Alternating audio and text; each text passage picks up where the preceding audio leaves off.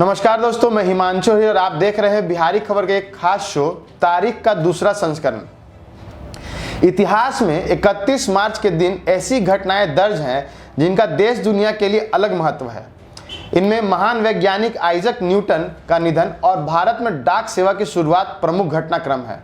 इसके अलावा तिब्बती धर्मगुरु दलाई लामा आज के दिन ही अपने शिष्यों के साथ शरण लेने भारत पहुंचे थे।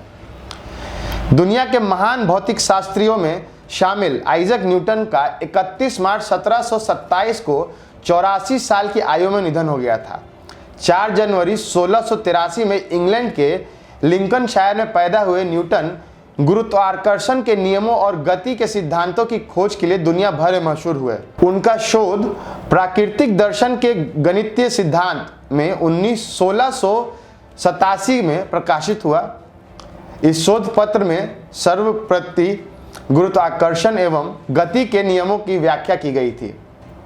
वैज्ञानिकों के बीच न्यूटन की एक विशिष्ट स्थान है।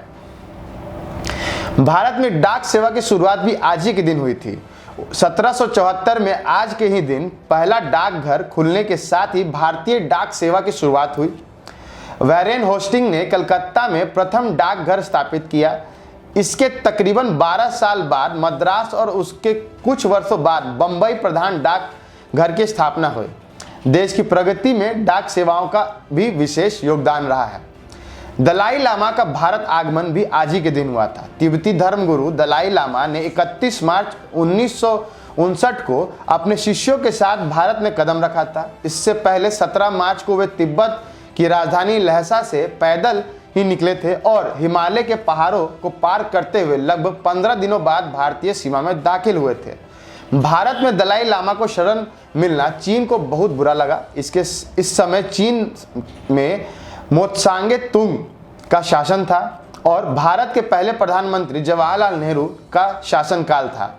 1950 के दशक में शुरू हुआ दलाई लामा और चीन का विवाद आज तक खत्म नहीं हुआ है।